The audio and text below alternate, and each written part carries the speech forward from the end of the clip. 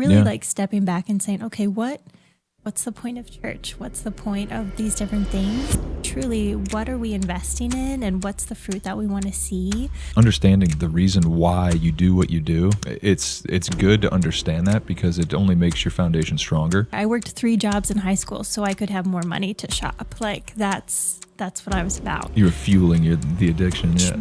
Truly. I would just spend a lot of money trying to fit into this world that I very clearly did not fit into. I was just fueling that need to feel loved and accepted. What you've honed in on is people's relationship with money and their attachment. It goes deeper than just forming a budget. There's a lot of, things you can understand in your head, but where your heart is attached to those things, that's a totally different ball game. I didn't necessarily realize how that desire and that drive was essentially competing for my faith.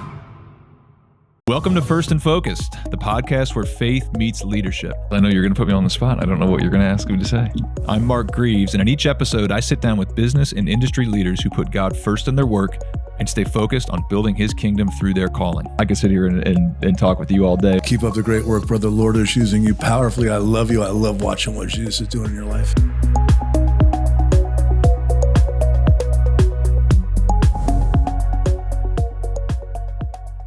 All right, everybody, welcome to the First and Focus show, where, as you know, we interview leaders from various industries who are putting God first, not only in their life, but also pursuing him as part of their mission and their calling. And today we are here with my good friend, Miss Courtney Markley. How you doing? I'm doing well. Thanks for having me. Yeah, I'm pumped about this because I've been on the other end of an interview from you several times, and your questions are always clear and thoughtful, and the way that you approach everything that you do. So hopefully I can bring the same to some of the things you're doing and highlight some of the stuff that's going on in your world. Oh, I appreciate it. Yeah, it's funny, kind of this role reversal. I'm used to being on that side. I know. It's easier asking the questions. It is easier. I don't have to really steer the thing very often. It's usually, that's okay. You'll take it and run with it. But it'll all right, be fun. Let me hit your intro real quick so everybody knows who you are. All right, Courtney Markley, you are a speaker, author, and leading voice in the growing movement of financial discipleship, helping people align their money with their faith. You're the founder of the Center for Financial Discipleship, where you and your team equip individuals, advisors, and church leaders to have deeper, Christ-centered conversations around money and stewardship. Before stepping into ministry, you built a career in the fashion industry. Funny story there. But your journey toward financial and spiritual transformation led you to become a certified Christian financial counselor, now helping others experience that same heart level change that you did. You host the Heart of Money podcast and the newly launched Idle Treasure, that's IDLE, Idle Treasure, where you explore the deeper questions behind generosity, wealth, discipleship, and discuss gray areas hidden within the donor advised fund space. Through that platform, you've engaged conversation with respected voices like Randy Alcorn, John Reinhardt, Leo Sabo, and others, challenging the way Christians think about giving and legacy. You're a truth teller. You're passionate about helping people discover biblical stewardship. It isn't just about money, it's about the heart. You're a wife to Adam, mother to Austin and Caroline, and a lover and follower of Jesus. I think that about covers it. Thank you. That's very kind. No, it's awesome. Yeah, I mean, some of the stuff that you've done is pretty crazy. And we're going to get into the transition from fashion to finance. That's not normally a leap people make. I haven't seen a lot of bridges from fashion to finance being built, but you've done it successfully. But before we get into that, I've known you for a while, and I kind of want to just get into like some of the foundations of your faith. So, growing up, what was it that led you to Christ? Do you kind of have that moment, or what's foundations, were built for you? Yeah. So growing up, I would say that my parents were both essentially first generation Christian. And so, and I was a kid in the 90s. And so there was definitely like a big push to have your family at church. And that was one of the things my parents did. That was just such a huge blessing for me and my sister. So we were always at church. I say they literally raised us in the church. My mom worked for our church. I went to daycare at our church. Like we were always at church. It seemed like yeah. We lived there. Exactly. It was a larger church. I grew up Pentecostal. And so we're all about the Holy Spirit and hearing from God. And so I learned at just a really young age how to worship and how to just sit at Christ's feet. And we would, if you've ever visited a Pentecostal church, I don't know if you have. I don't think I have. I no. will have to take you sometime. I've heard about them. I think that would be fun for you. Like I just remember having worship services where we would just sit and pray for hours, and that was just normal. That was just a Tuesday, and so that was just a part of my upbringing. I remember I was probably around 6 or 7 when I was like playing a game of hide and seek around our house and like knelt to the ground and asked the Lord, to come into my heart, and that was like so sweet. You were that young? Yeah, I was Wow. really young. I've and like all of the spiritual like gifting tests and things, faith has always been really strong for me. Like I've never doubted that God exists and never doubted his love for me. I've just always had that connection. And that's like truly just a gift. And so I've always had that from a young age, but obviously like that doesn't mean things were always really clear and easy. And I think we'll get into some of like the cultural influences that shape how we think and behave with our money, but with so many other things. And so I had that strong upbringing, then moved out when I was 18, got married at 19 to my husband, Adam, and he grew up Lutheran. And so that was really fun to combine. Okay, he had a really solid Lutheran upbringing and I had a really solid Pentecostal upbringing. So I'm like, how do we merge these things together? You probably thought like, this girl's weird. We both thought the other one was weird. Yeah. For different reasons. But we also learned like, okay, what are some of the commonalities? And I mean, we always joke that God has a sense of humor because he and I could not be more different on a lot of different things. But like we see God's hand in that in so many different ways because we often, balance each other out. Yeah. And so so that was really fun. But yeah, being 19 and newly married and also like out of mom and dad's house for the first time, and that's really where I would say my faith started to become my own. And I've even just in the last few years had to do some deconstructing of sorts. I know that's kind of a popular buzzword right now, but really like stepping back and saying, okay, what's the point of church? What's the point of these different things? Yeah. And not in a, like, it doesn't matter what's the point of this, but like, no, truly, what are we investing in and what's the fruit that we want to see? What's the community that we want to build around us or join in? Yeah. And so it started out like really sweet and special and like had that firm foundation, but certainly that doesn't mean that it's come really easily or naturally throughout adulthood. Yeah. But yeah, I'm sure we'll get into that more. Well, I think it's good though, because understanding the reason why you do what you do and like just re-examining some of the methods and the ways that you go and profess your faith in the world. And it's good to understand that because it only makes your foundation stronger when you kind of recertify why I believe what I believe and then what do I want to go do with that. I think that's good. I mean, investigating that from time to time and just doing like a little check on yourself to make sure you're living your faith in the ways that you feel like you're called to from God. I think that's smart. Yeah, yeah, absolutely. It was hard. It is definitely a growing season, but we're already seeing so much fruit come out of that time. And so it's been really good. The hand of God is so good. And he's with us even in those times of questioning. Yeah. It's really sweet. It is good. Well, give us the background on how, because I want to talk a little bit about obviously financial counseling and some of the things that you're doing, but you didn't start that way.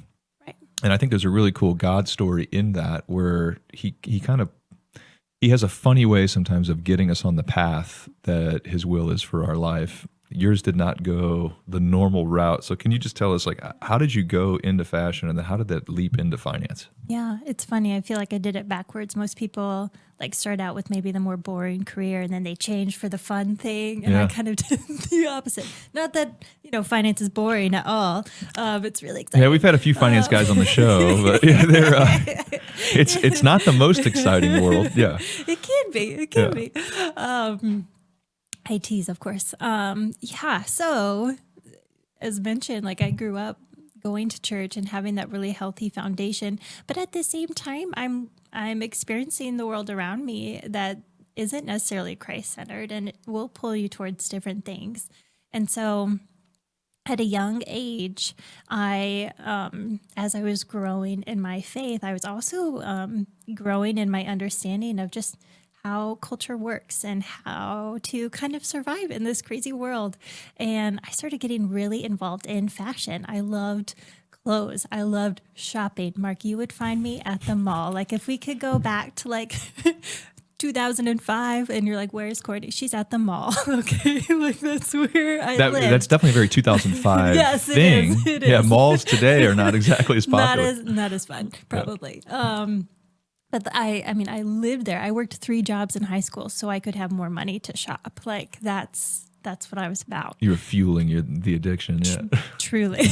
Like truly. That's funny. But 2 of those jobs in high school, I was a seamstress. And so I learned how to sew at a young age because I was just really interested. Like I loved figuring out like, how do you take this flat drawing image and actually create something really beautiful out of it that then like has a function and a use to it. I thought that was really cool. And I loved, especially like bridal gowns and those kind of things. So I worked in the bridal industry for many, many years.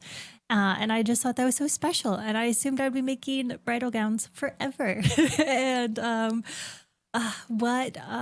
Lord just started doing a work on my heart. So when I was 18, I moved to Chicago to pursue that route. And that's where my own personal wrestling with body image and what does it look like to be a female and accepted and in the fashion industry and all these different things just kind of came to a head. And I was working with very, very wealthy clientele. And so I would just spend a lot of money trying to fit into this world that I very clearly did not fit into. My employer even tried to give me voice lessons so I would sound different. So I was trying to like sound different, look different. By the way, the voice lessons did not work. Like I still just sound the way that I sound. Unbelievable. Yeah. But I mean, we were working with celebrities and like all these different folks. Like, and so there was just a certain expectation put on you, you know? Yeah. So, long story short, I was trying to, I was a broke college kid, newly married in Chicago, just trying to make it. And I was just feeling that need to feel loved and accepted and valued by my peers and affirmed that, yeah, I'm in the fashion industry. There's this certain, like street credibility that comes with that. And you're supposed to like look a certain way and do certain things. And you're in the big city and all your surroundings are validating all that. Yes, exactly. And so by the time I graduated college, we had I say we, it was mainly me, had accumulated about $100,000 of debt. And some of that was student loans, but a lot of it was just in my closet. Yeah. I had a really cute wardrobe, Mark, but yeah, I'm sure. But yeah, a lot of debt. And so that was that interesting place for me where like I grew up again, going to church. I knew the right things, right? I could look you in the eye and quote you Psalm 24:1, that the earth is the Lord's and everything in it, the world and all who live in it. But I wasn't giving. I was very much putting my money towards like materialistic things. I wanted to look good and feel good and fit in. And I didn't necessarily realize how that desire and that drive was essentially competing for my faith. And I just remember on Sundays when the pastor would stand up and he would say, "Church, it's time to worship the Lord with our tithes and offerings." Like I would freeze. And I didn't tell you this, but my mom was also the bookkeeper for our church. And so I feel like the deck was stacked in my favor to like be this radically generous person who had a healthy relationship with money and was just like loving the Lord and generosity and doing all these things. But that was not at all my story. Yeah. And so when the pastor would ask us to give money, I froze. And it wasn't because he was asking for money. I know some people can feel funny about that.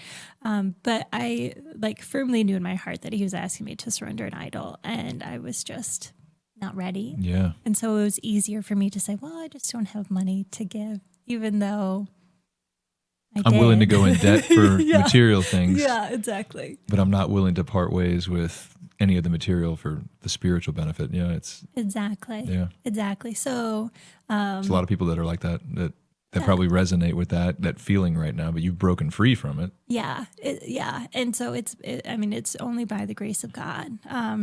So to make a long story very short, once I graduated college, my husband and I My husband Adam is a Buckeye, true and true. And so the plan was always he would Go move, Adam. Yes. So he would move to Chicago for me while I was in school, and then we would come back to Ohio, which was actually Columbus at the time. I don't know about right now, but at the time it was the third best city for fashion designers to live in and get work. So who knew? Again, the Lord had a plan in that. So we moved to Ohio, and my husband, he starts traveling for work, so he's gone Monday through Friday. So I'm home alone most weeks. And I would fill that time with shopping. We lived right down the street from Easton, which is, again, I could have navigated that place with a blindfold on. Yeah, all the high-end shops Yes. right next door. Yes. And I started just recognizing in myself just this sense of lostness. Like I was working as a fashion designer. I was very blessed to get the exact job that I wanted right out of school, which not many people can say. And there was this sense of like, well, we're making even more money now, so all of our money problems should go away. And that's not what happened at all. I just kept shopping and I started to notice just like this, like just heavy depression that fell over me. And I started to really start to butt heads with why I felt the need to shop so much and why I was doing the things that I was doing. And finally, it seemed silly now, but it was like this big epiphany at the time where I was like, I think this all has to do with my relationship with money. And I just remember going to our stewardship pastor. We were very blessed to have a church that had a stewardship pastor, first of all. And Yeah, many do not have that. no. And so I just remember essentially going to him and being like, I am broke and I am broken. And I think it all has to do with my relationship with money. It's not about how much money we have, but it's about like what I'm doing with it and what it's doing to me. And so that just started this domino effect where I started getting involved in the classes he was teaching. And then I started volunteering at those classes. Then I started leading the classes. And he was the first one to unofficially train me as a financial coach. I started volunteering through our church. And simultaneously, I was still working as a fashion designer. And so there just seemed to be just more of this pull going in this direction of every time I was talking with someone about God and money, I was like, I love this. This doesn't feel like work to me. You know, I was doing it volunteer. I was spending all my free time doing it. I've been where you're at. I'm freed from it. I want to help you get free. Yeah. And so that feeling's irreplaceable. It really is. It really is. And so that's where I started. And then right after I had my first son, there was this moment where I was like, I can't keep doing what I've been doing. I really feel the Lord calling me to step out in faith, and I want to be faithful in that. I want to be a good example for my son and any future kids that we had. We hadn't had Caroline yet. So I was like, I want to be a good example to my kids that they can say yes to whatever God asks them to step into. And so I think Austin was maybe three months old or so when we just took that leap, and I started getting officially trained to be a counselor. So. Well, okay, so that's a perfect segue into this because people are very familiar with financial advisors, financial planners, a lot of different titles, right? But financial counseling is not a title most people are familiar with. Correct. But what you've honed in on is people's relationship with money and their attachment. It goes deeper than just forming a budget and understanding a P&L or, there's a lot of, things you can understand in your head, but where your heart is attached to those things, that's a totally different ball game. Can you just give us a glimpse of what is financial counseling? How do you practice it? Yeah, absolutely. Well, I normally start off by first telling you what it's not. So for financial counseling, as you mentioned, it's not financial advising. So I don't sell any financial products. I'm not telling people how to invest their money. I don't manage money for anyone. I also don't teach financial literacy. So this is how money works. Sometimes we help people with budgets, but that's not the primary reason why they're coming to us. We help people understand why they behave with money the way that they do. And so since we started the Center for Financial Discipleship, most of the people who naturally gravitate towards us are Christ followers in some varying degree. And what we'll hear a lot is, well, I understand how money works. Most of them are very successful financially. They know more about how money works than I do, probably. Yep. So they'll say, I know how money works. I know what scripture says. Why am I having a hard time putting it together? And so that's where we step in and help people understand why they behave with money the way that they do. Kind of similar to my story is like I knew all the right answers, but I had this strong, heavy pull over here. Yeah. And that's what I was leaning into. And I wasn't fully understanding how my relationship with God really was influencing my relationship with money. And so we step into those spaces with people. It's a tough space. When you look back at your own situation, what was the attachment? Like when you diagnose yourself, Yeah. was it comparison? Like what was the... Yeah. There is a couple of things without going like too deep, although I'm an open book. There was a few things. One, I learned at an early age that if I dressed well, if I looked good, then people will like me and life would go well for me. So there was this deeper sense of wanting acceptance, like wanting love and acceptance. And that was the main driver. And then there was also another layer. Again, you can kind of see how we go kind of layers deep in the counseling world. There was another sense where that was kind of my disguise. Like if I could put a certain image forward, then you would already have kind of an idea of who I was or what I was about without me needing to be vulnerable or to really share like who I really am or what I really think about things or anything like that. So it was also kind of this way for me to feel safe and just put up a wall, a barrier between me and someone else. Because I can give you this certain image. I can tell you I'm a fashion designer, and then we can have a very superficial conversation about those things without me ever feeling like I actually need to like expose myself or be vulnerable in any sort of way. Is that, okay, what are some of the typical things you see? Because like obviously that's one. What are some of the other attachments or some of the, maybe like the misalignment of, heart and head and like how, what are you letting go of? What are you seeing normally? Yeah. I mean, there's so many, but when we work with someone and we start to kind of walk back, what are the things that they're, the feeling and what's compelling them to act a certain way. We see a lot of people grip to money as their source of safety and security. We see a lot of people, whether they can name it or not, looking at money as their source of validation in some sort of way. It may not be like physical appearance like mine was, but like for men, it could be I earn a certain amount, which means my value as a provider is up here, right? Like there's so many different things. Those are just like a handful. But when we start to trace it back, like I think of a client story I can share. Someone, when they came to me, they were approaching retirement age. They already had close to $1 million net worth. They tipped that scale as we were working together. So they had very low debt, healthy savings, healthy investments. Lifestyle was kept very minimal. And yet the husband especially just was gripped by money fear. And when we started to peel back the layers, because like your normal advisor might look at them and be like, well, your numbers are great. Like you have nothing to worry about. So just stop worrying. The spreadsheet looks good. The spreadsheet looks good. That wasn't what it was. Yeah. No, exactly. And when people experience anxiety, it's not rooted in logic and reason. And so it's rooted in deeper emotions. So just looking at a spreadsheet doesn't solve anything. And so when we started to peel back the layers, what we found was that this particular person grew up with a father who was an alcoholic. And he learned at a very young age that there was just very few things in life that he could control. And as he got older and started earning money, he recognized like, I can control money. I can control this. I can count it. I can watch it grow. I can tell it where to go. For him, like money was a way that he could move out of the house, right? It gave him freedom. It gave him a place to run to. Yeah.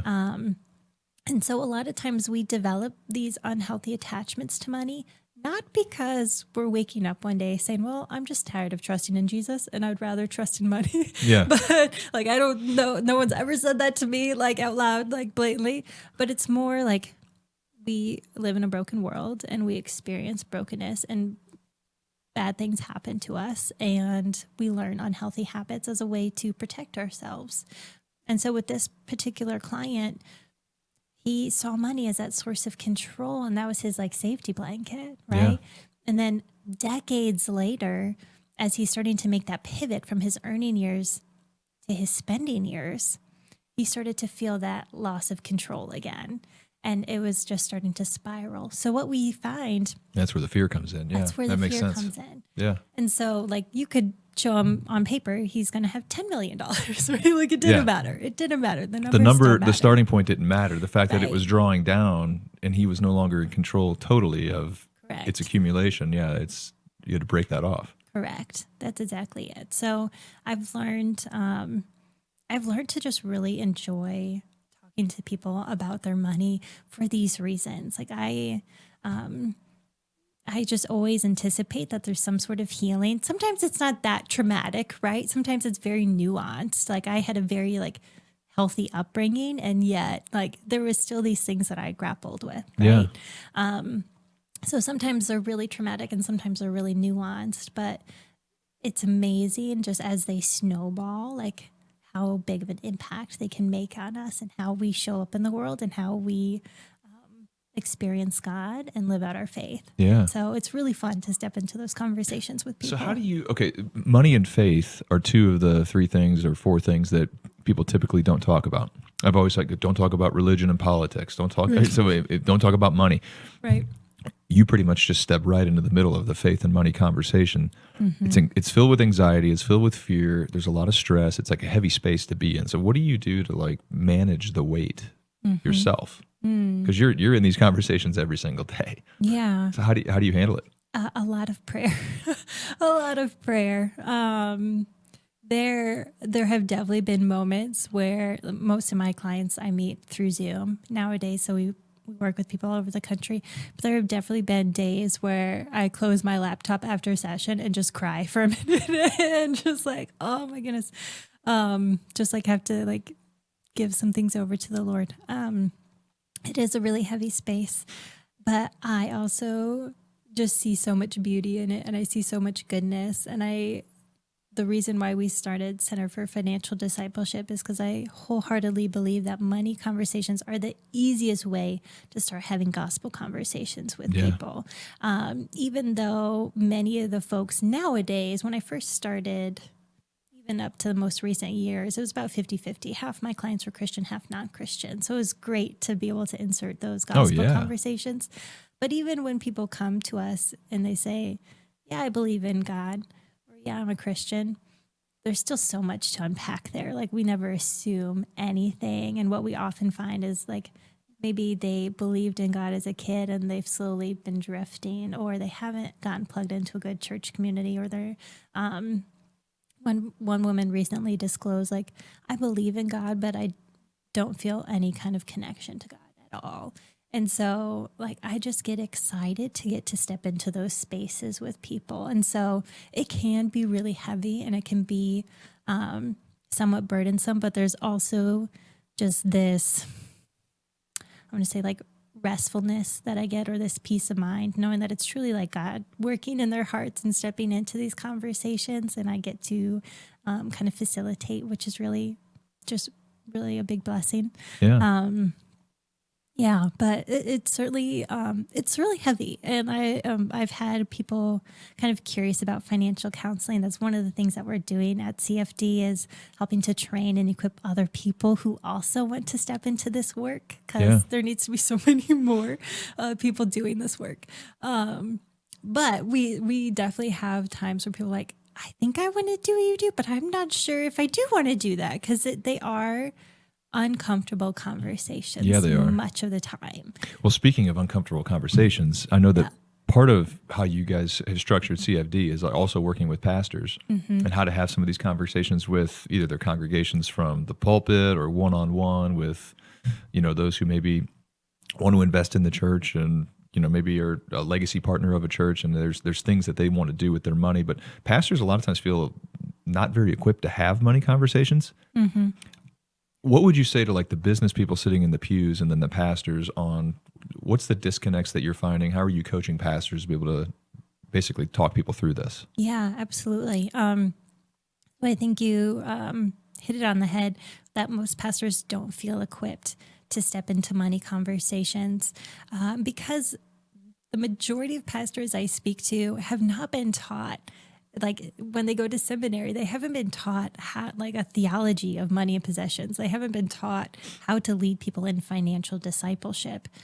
And so money is kind of this taboo topic, even at church, it seems like, which is such a shame. And I pray that it's not always like this. And that's why we're doing the work that we're doing. Yeah. Because God has a lot to say about money, and it's not, it's not all like guilt and shame and condemnation. And this is what you should be doing, but it's like a really beautiful thing that he's inviting us into. Yeah. So that's the first thing, is helping people understand that most pastors have, and ministry leaders too, have not been taught a proper way to engage people in money conversations. And so we're taking a little bit from scripture, and we're taking a little bit from like outside perspective of like fundraising and things like this. And we're trying to put it all together for people. So for the business leaders, the first thing I would encourage them to do is have a lot of grace with your pastor, because more and more pastors are recognizing the need for financial discipleship, meaning let's not just talk about a giving moment, but let's actually create disciples who look and act like Jesus with their money. Yeah. And that's not just about a single giving moment, but this is how we live our entire life, right? It's a lifestyle. So a lot of pastors are starting to recognize that, hey, this is a really important piece of the Christian walk. But the discipleship aspect takes a really long time. I can't disciple you over one lunch and then you're good to go, right?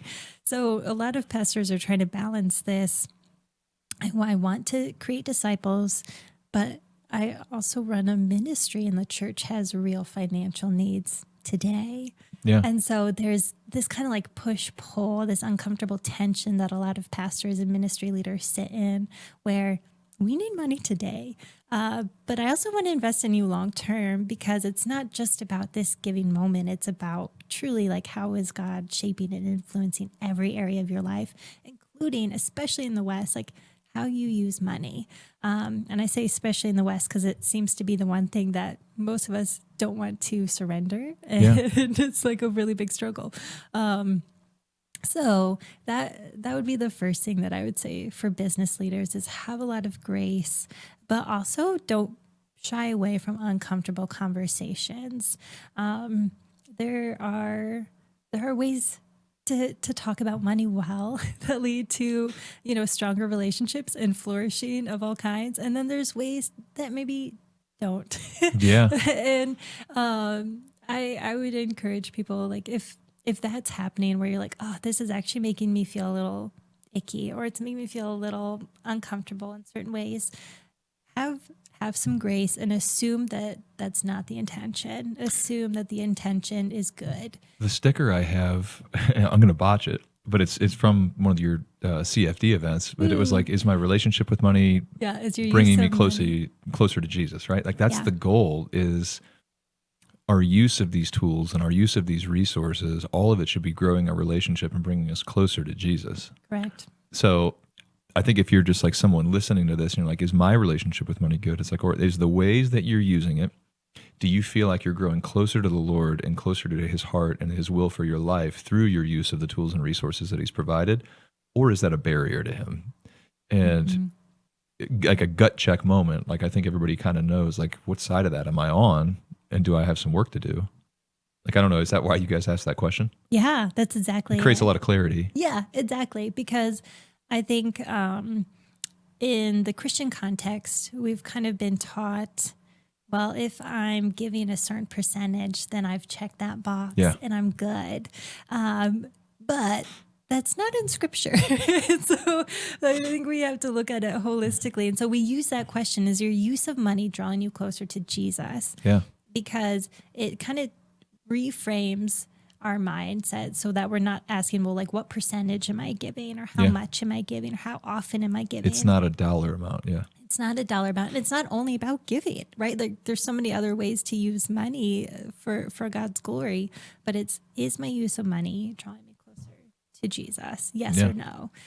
So we use that to kind of reframe the conversation, that it's not solely about fueling this certain cause or whatever it might be, but the whole point is drawing our for you to hearts get closer to God. Correct. Yeah, I love that. All right, so let's pivot to idol treasure, because I've been dying to get to this topic.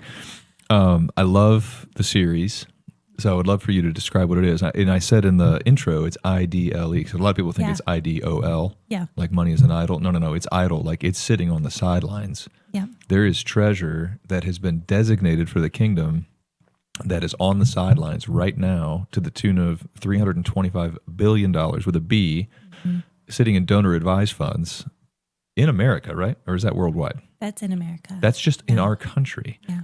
$325 billion that's already been set aside for charitable works that just hasn't been deployed for charitable works. So I would love for you to tell us what donor advised funds are and what you did through Idle Treasure, because the guest list on Idle Treasure, some of my favorite guys that I've never met before who have mentored me and kind of established my viewpoint on money and how I think about things. Like one's Randy Alcorn. The first book I ever read on generosity of any kind was The Treasure Principle. And it changed the way that I look at things. So can you first tell us, like, what is a donor advised fund? What's this $325 billion number? And then take us through why you made Idle Treasure. Yeah, absolutely. I'll start with the setup a little bit. If you go ahead. Just unleash. I'll start with the setup. Yeah. Because I'm in the counseling space, I'm kind of that neutral party, right? I don't sell any products. I don't invest money for anyone. So I get a lot of people's money questions, including financial advisors, people in the generosity space will come to me, and I get to hold a lot of questions for people. Yeah. And a little over a year ago now, I was at a conference with a lot, I don't know, like 2,500 Christian financial advisors. And I was sitting with my friend, actually listening to Randy Alcorn. It was Randy who was talking. Randy, if you're listening, we love you. We do. Mark's a big fan, I'm too. a big fan. And he started doing an audience Q&A. And my friend leaned over to me and she was like, well, what I want to know is why isn't anyone talking about the money sitting in donor advised funds? And because I'm not the practical, like you don't want to come to me for all of the financial tools. I'm the like touchy-feely, let's talk about your heart and emotions and all that. Yeah. I half knew what she was talking about. I half didn't. And I was like, wait a minute, what's a donor advised fund again? Okay. And so I had to start with, first of all, like doing my homework. Like, what is she talking about? That's really intriguing. And so I was asking her some questions and she was educating me. And then it was one of those, have you ever had a conversation with something, you learn something new, and then you hear it everywhere? Yeah. That's exactly what was happening, to the point where I was like, all right, God, like, is there something here? Is there a story here that you want me to lean into? Again, because I get to be that neutral party, I don't gain anything from people using donor advised funds or not using them or whatever it is. So I take that as like a unique position that I get to sit in. Yeah. And so long story short, I interviewed a ton of people, not even thinking about a podcast or anything. But I just interviewed a ton of friends and was trying to figure out, is this a problem? Is there an opportunity to encourage generosity? Like, what's really going on here? Because, people can look at big numbers and they can cause a fuss about things. Sometimes there's no reason to fuss over. So I was also just like, is there a problem here? Is there not? Because $325 billion is a big number. It's a big number. It's 325,000 million. That's right. Yeah. So when I got to the heart of it, almost everyone that I talked to said, yes, this is a problem. We want to be talking about it. And they wanted to like lean into that conversation. And so that's kind of how the podcast portion started. So what a donor advised fund is, for people who are listening, who are like me a year ago, and they're like, I have no idea what that is. Yeah. The basic definition is it's a charitable savings account. Anyone can open one. You don't have to have millions and millions of dollars. So they're seen kind of along the same lens as a private foundation, except that anyone, it's like very simple to open. Anyone can do it. Again, you don't have to have a lot of money to use one. And there are like DAF sponsors, like National Christian Foundation is a really popular DAF sponsor where you can go to them and they'll help you open and manage your donor advised fund. So as soon as you put money into it, again, it's that charitable bank account. So as soon as you put money into a DAF, DAF, you receive a tax benefit because you have technically designated that money for charity. So you can never get that money back for yourself, right? So you can't put money into your DAF and it's invested, it's growing, and you're like, oh, just kidding, I want to take my family on vacation. No, you can't use it ever again. It's like you gave it to charity. You it just hasn't been deployed to a specific one yet. Correct. Yeah. And so people use DAFs for a wide variety of reasons. One, let's say you got a big bonus at work and you're like, oh man, I would love to give this to charity. I'm not sure who I want to give it to yet, but I want to like set this aside. Well, you could put that money in a DAF. You would receive the tax break right away. So you wouldn't have to wait for that. And it ensures that that money will go to charity. It can't go anywhere else. So you could set that money aside until you figure out exactly who you want that money, where you want that money to go. There are other folks who are used to writing big checks, bigger numbers, and they want to remain anonymous. Well, your DAF sponsor can write those checks for you so that people don't know where the money actually came from. So that is one thing that's really attractive to a lot of DAF users is they can deploy money without anyone knowing where it came from. Yeah. And then the other biggest reason that I found people use them is if you're used to giving money to a lot of different charities, and at the end of the year, tax season, you're getting all of these receipts and things. Sometimes that can be overwhelming for people. A DAF keeps it really simple. You get one receipt. So if you are someone who gives to 25, 30 charities throughout the year, a DAF could be helpful for you. So there's good things to them for sure. But what we're seeing happening is people are financially incentivized to put money into the DAF, right? As soon as I put money into that account, I get a tax break. That's great for me. And then we're also seeing this kind of sticky territory where your financial advisor or your DAF sponsor, whoever's managing that money for you, well, that's invested money, so it can continue to grow until you deploy it to charity. They're financially incentivized to keep the money there, essentially. They earn income off of the money that they're investing for you through your DAF. So I, as a user, am incentivized to put the money in. They technically, unless they're very like kingdom oriented and kingdom minded, they're incentivized to keep the money Just there. based on the numbers, correct. They're incentivized to have assets under management. Correct. And a donor advised fund is no different. Correct. And so no one's technically financially incentivized to actually deploy the money, move the money from your DAF account, your bank account, to an actual charity. Yeah. And so what we see when we hear that 325 billion and it's growing, if I'm remembering correctly, the numbers the last few years have grown by about 20-25% each year. Yeah, I thought it was like something like it was like a 30% increase from 24 to 25. Yeah. It's a lot. Yeah, it's a lot. And remember, that money's invested, so it continues compounding, right? And more people keep putting money in. And so there's just a lot of things that go into it. But yeah, so we're seeing this amount of money that's sitting there on the sidelines. So it's idle and it's technically been designated for charity. It can't be used for any other reason, but it's sitting there. Just not deployed. Just not being used. So it's like, I promised to write you a check and I put the money in my savings account to write you a check, but I never actually gave you the check. Yeah. So it's just sitting there. And that it's interesting, a lot of people I talk to that I've interviewed for this project are really frustrated by that. And they feel this sense of urgency, like time is short. I recognize this in you too, Mark. You were also interviewed for Idle Treasure, I should say, which was really We're running fun. out of time. Yeah. Every day we're running out of time. How long do we want our tools and our resources, our talent, our treasure to sit on the sidelines versus making an impact for eternity for the kingdom of God? Yeah. Yeah, it's a It's a really interesting question. And I think you've had some awesome guests who have been urging people with some of those answers and solutions for years on the show. Yeah. Well, I'm not going to speak for you. Transition to the show. You tell your own story. Sure. No, I'm just so excited about it because it's so good. I'm excited about it. Yeah.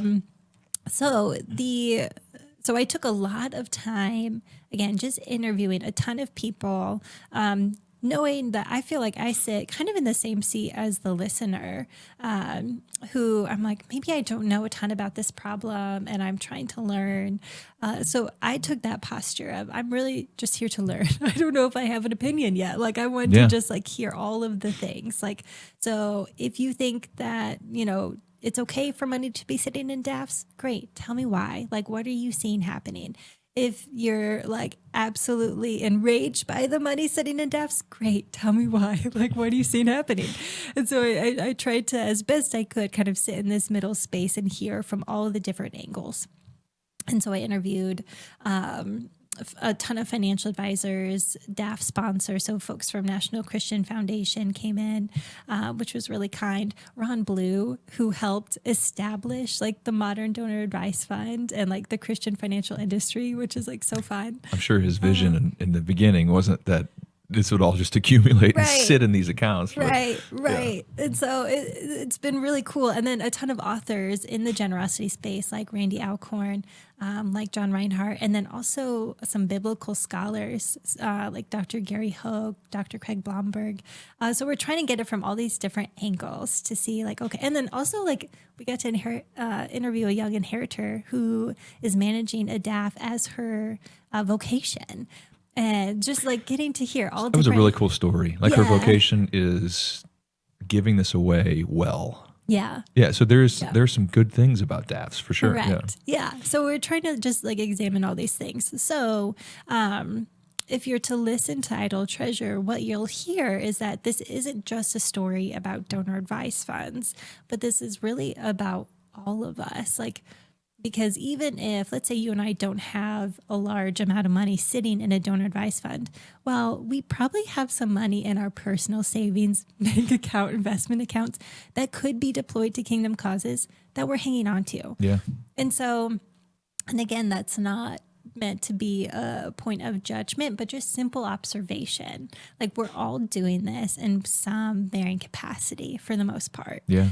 Just the interesting thing with DAFs is like, well, you've technically already given it away. So why haven't it's just like, way more obvious. Yeah, it's just way more obvious. So much like, more obvious. I think we would all be just like scandalized if we collectively counted how much money is in our own accounts that aren't being used. Yeah.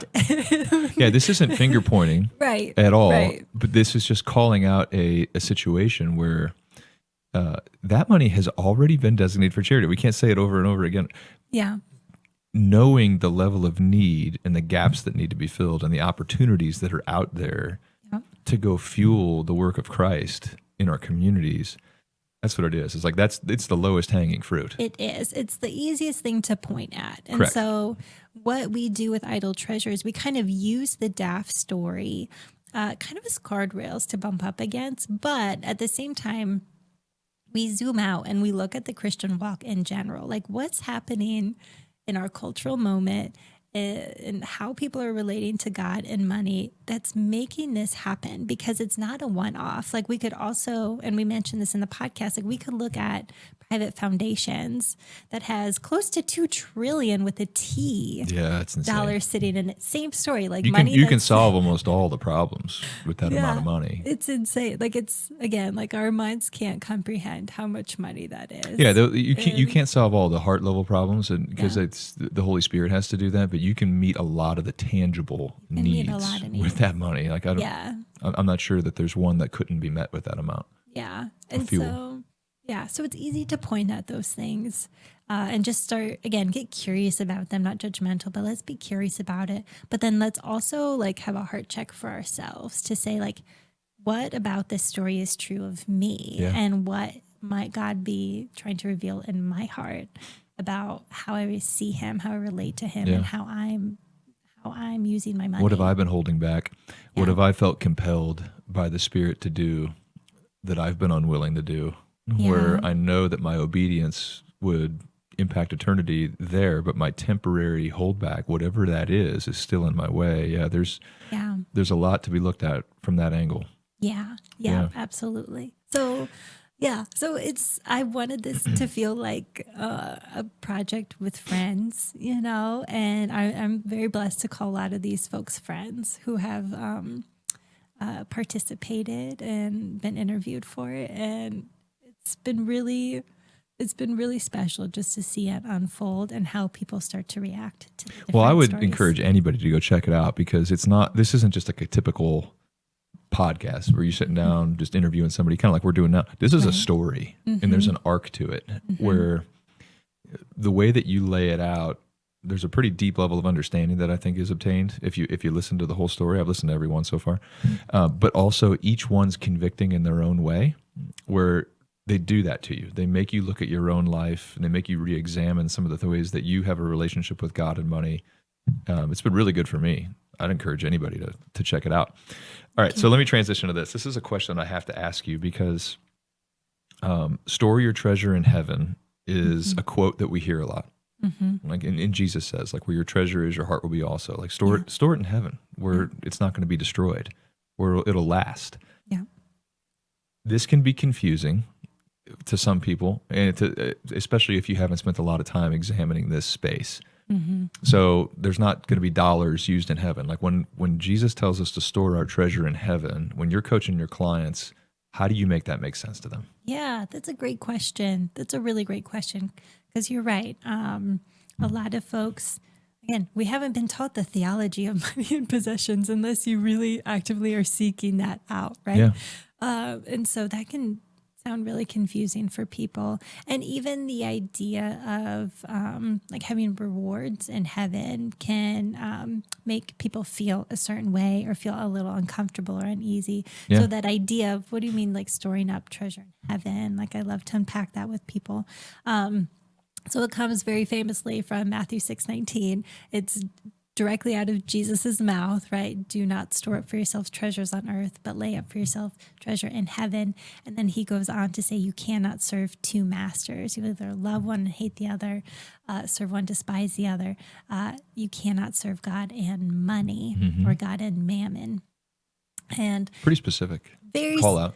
Yeah. very clear. It's one of the folks I interviewed for Idle Treasure, they were like, Jesus was kind of vague about a lot of things, right? Like kind of cloaking things in parables and different things. He's like, he was really clear when he spoke about money. Like he didn't want to leave anything up for interpretation. It's true. Like, here it is, folks. And so, it doesn't necessarily mean that there's going to be literal like dollars and cents up in heaven. He does say, like, create for yourselves treasure in heaven. And even I'm thinking about when Jesus was talking to the rich young ruler, he says something almost identical, right? Go sell all your possessions, give to the needy, and store up for yourself treasure in heaven. And so there's all kinds of scriptures we can point to some good books if people really want to get into like the knee deep, like what does this mean? But Jesus is very clear that how we use our money can have eternal implications. And so I think about a story that I heard several years ago about a gentleman who was leading a financial class for his church. And a woman came into his class, and she was an atheist. So she didn't really want to be at this church, but she was in a place where she was financially desperate enough where she was just looking anywhere for help. And she came. And I can't remember, it was her first time there, a few times going to this class. They're in a group setting. They're talking about just specific challenges that people are currently facing. And this woman starts to break down and cry, single mom, and her car keeps breaking down and she can't afford the payments anymore. And it's like, she doesn't know what she's going to do. And the man leading the group looks at her and he just has love for her, right? Like Christ loves this woman. And he hands her the keys to his car. And he says, here, this is yours now. Take it, right? It's like, it's paid off. It's yours. You don't owe anything. This is just for you. This is a gift. She gave her life to Christ. Wow. And I'm like, it's like the trade-off of that, right? Like, I give you a car and you give your life to Christ. Like, Yeah. that's incredible. That's incredible. It's a good example of what shows up in eternity and what doesn't. Right. The car's staying here, but Right. now that person's soul Right. will live forever. That's exactly right. And so we can use money in a way that influences eternity, and Christ says we'll be rewarded for those things. And I don't think it's wrong to necessarily it's wrong to get excited about that. It's all throughout Scripture that God is a good Father. He loves to give good gifts. And I think when I talk to someone who's excited about their eternal rewards, what I often find, it's not someone who's doing good things purely for their own benefit. And I'm like, ha ha ha, I'm going to get all these rewards. I'm going to get all this treasure later. Yeah. But it's someone who is just so looking forward to being on that side of eternity, being with God. They need to experience his tangible presence. And they're all of these good things are going to come to us. This is a good time where we get to step into God's promises. And I'm excited about that. Yeah. So that's typically when I meet someone who's really pumped up about eternal rewards, that's where their heart's at. And so I think it just helps to reorient, what are we aiming for? Because you and I work for rewards all day long. Yeah. Right? Most of us go to our work because we anticipate some kind of financial reward, right? So essentially what God is saying is anticipate the kingdom rewards that I have to offer you, right? Yeah. Live into eternity and don't live as if this life, this present moment is all that you have, because it's not. There's something so much greater going on. The people that I have witnessed, and I've just experienced it in my own life, when you freely give here, it's just an irreplaceable feeling. And I always feel so much closer to God in those moments. I'm already experiencing the heavenly treasure, because of just the communion that you have with your Creator. When you freely give of the gifts that He's given you, He's the giver. We're not. Yeah. We're a conduit of His love. So when we allow ourselves to be that, that's where I think that feeling comes from. Mm-hmm. Whenever I've had the biggest highs, it's when I've been freely giving of what I've been given, not when I've been getting stuff or accumulating or thinking of myself. Right. That actually doesn't feel that good, to be honest. I mean, The other way around, though, I feel like it's you get a glimpse of it here too. Yeah. I can't imagine what it'll feel like when we get to heaven, but when we participate with Him in that way, it feels so good even here in the temporary earth. So pretty cool. Yeah, absolutely. All right, so I got to get some good stuff from you. You have a really holistic view of generosity, the church, what's going on. What are some things that are giving you optimism that you're positive about? Yeah. We were mentioning earlier, there's a lot of things that we could point at that aren't maybe going so great. But there are things that are going well. And some of the things that I see happening in my space is more and more pastors are starting to recognize the need to talk about money and recognize the need for more of a holistic approach. So it's not just about helping someone get out of debt. It's not just about encouraging someone to give to your capital campaign or whatever it might be, right? But it's about their wholeness as a disciple of Christ, and how are we using money in a way that draws us closer to Jesus. So we're seeing more pastors really coming to this reality of potentially even saying, yeah, I've been shying away from this topic for a really long time. And I recognize that that's not good for anybody. And it's not good for the church. It's also not good for the people going to the church. Yeah. So we're seeing more curiosity starting to come up. We're seeing people look at it more holistically, which gives me a lot of hope. And then we also have just amazing ministries who are there to support the church. So CFD is one of many really great ones. We have the Gospel Patrons movement happening, which is really exciting to see, and they're being just embraced by the church. We're seeing things like generous giving now has a whole curriculum for pastors and churches, and that is really exciting to see. and all like RBI, Ron Blue Institute, they are creating all of these really fun things and piloting a lot with churches. And it seems like a lot of us in the ministry space like care so deeply about the church, the Big C church, and seeing it flourish and seeing it really just return back to what we all like dream that it could be and would be. Yeah. And money conversations must be a part of that. And so there's a lot of us coming together, even in collaboration, to say, how can we all do this together?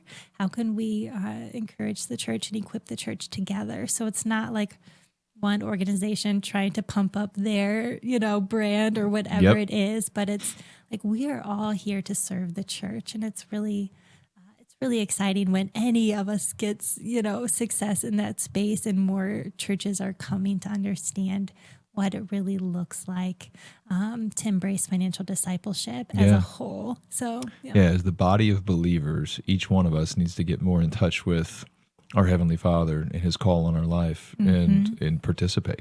Let's use our life to shine a light on Him and attract more people to His Son. And sometimes that takes real resources, and sometimes that takes that takes dollars sometimes for fuel. So I think that that's great. Okay. I got to ask this because it is I don't know how you do it. You're a mom of 2 young ones, plus you've got a husband, and I know him. He's awesome. Adam's awesome. Yeah. He takes some looking after too. You got to keep him in check. No, so how do you balance motherhood, being a wife, podcasts, Center for Financial Discipleship, just all the things that are going on? How do you still stay rooted and grounded in your family and your faith while you're doing all these other things? Yeah, it's definitely been a growth journey, and I can say I don't get it right all the time. And I would first just have to say, Adam is like a huge part of what I'm doing and how I can even be here doing this right now. Watch the kids this morning. And so he carries a heavy load for our family and like my ministry work. Like it's truly like our work together. So that is a big, big part. And I obviously just regular reliance on the Lord. I think 2025 was the year that I really just felt my limitations in new fun ways, where there's just like this humbling happening, right? Of like, I was raised to be very independent and to be like a strong, independent woman, which comes out like softer than most maybe. Yeah. But it was like, no, I can do everything on my own. Thank you. Like, I got it. And like, I feel like God has been showing me like anyone who's accomplished anything has like a team of people working with them. It's not just like a solo person going out and accomplishing all this stuff. And especially as a female founder and someone who works in whether it's in finance or in the ministry space, these are both male dominated spaces. Very much so. So for sure. They're like God's growing me through that. And there's been, I think there's a lot of pressure on working moms in general, not just moms who like start companies and things, but there's a lot of pressure. And I mean, I will say that I think the first 2 years of my kids' like life, they had chicken nuggets every day for for lunch and dinner. I think just getting through it. Yeah, like judge me on that. It's okay. Like I experienced like real deep postpartum depression with Caroline, and like that's just part of the story. And so it's not at all perfect. And I have found that I sometimes compare my worst to other moms' best. Yeah. And like I have some amazing friends who are just crazy awesome stay-at-home moms, and and that's like a true gifting. Like I have been a mom long enough that I'm like, that is a spiritual gifting that they have. It is. And I will look at them and be like, oh man, like they're crushing it and I'm over here like floundering. And so I've also just had to learn like that there's going to be some things that they do really well. And then there's going to be things that I get to do really well, and they're going to look different. And that's okay. And I pray all the time that I'm not messing up my kids in any like detrimental way. But they get to experience mom in different ways. They assume everyone's mom has a podcast. And I'm sure my kids listen to their podcast to fall asleep at night, which is really fun. They'll probably listen to this one. And they get to see mom like up on stage and doing all these fun things. And that's really, really sweet. And I hope that gives them courage one day to like pursue whatever God is leading them into.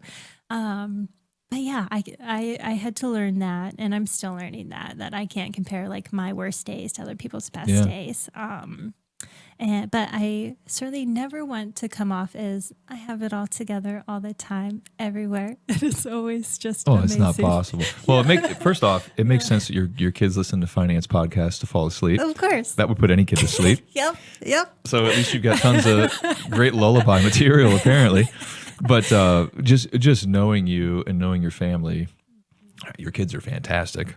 But really, I mean, I don't know that many people that I can honestly say are going all out for Jesus wherever the path may lead. I've just watched, just hearing your story and getting to know you and Adam and taking you out of the fashion industry, the thing that you thought you'd be doing. You're in a totally different world. I mean, you've really just been letting him take you by the hand and lead you. And the fruit is evident because you're impacting a lot of people's lives and you're bringing a new perspective to some pretty tough topics. You're willing to take on this donor advised fund, monster. I mean, this podcast that you're doing, I know that hasn't come without, some of its challenges and anxieties, and not everybody loves what's being said on that show, but I think a lot of people do. I think overwhelmingly it's been positive response, but I know with anything that you take on like that, there's some negative response too. So thank you for just following the path and letting Jesus guide you. Thank you. It's inspiring. What do you got coming up next? I mean, I know as of the release of this show, Idle Treasure will probably be in its entirety available. So if somebody wanted to go binge the entire series, where can they find that? Wherever you get your podcasts. Yeah, wherever you get your podcasts, you'll be able to find it. And then there's bonus clips and other material on CFD, is that right? Yes. Yep. So if you click on the Idle Treasure series in the description, you'll be able to see a link to subscribe to bonus content because, I mean, we recorded, I don't know, anywhere probably like 30 to 50 hours worth of content for this. And we've distilled it down into maybe 6 hours, 7 hours. So there's a ton of awesome content that just didn't make it in. And so for anyone who's just loving it and wants more, like we want to be able to give you more so they can subscribe through the link in the show notes. And then I'll have all the links and everything to the center, but is it financialdiscipleship.center? Yes. That's the website? That's the website. You actually created that website name. Yeah, I gave you the idea for the .center part. Like, you did. I was like, how do I do this? This is a really long name. But I appreciate you being here. You've been inspiring to me, and it's been awesome to be able to call you friend these last several years. So really cool, and looking forward to seeing what you got coming up next. Thanks so much. Yeah, me too. Lots of fun things, I think, coming up. But I'm looking forward to a season of slowdown and just asking God, like, where does he want us to go next? There's a lot of different directions. There's never a shortage of things to do. But I'm excited for the next thing too. So well, whatever it is, we'll have you back on to give an update. Yeah, that'll be great. Cool. Well, thanks for being here. Thanks for having me. Yeah, we're over now.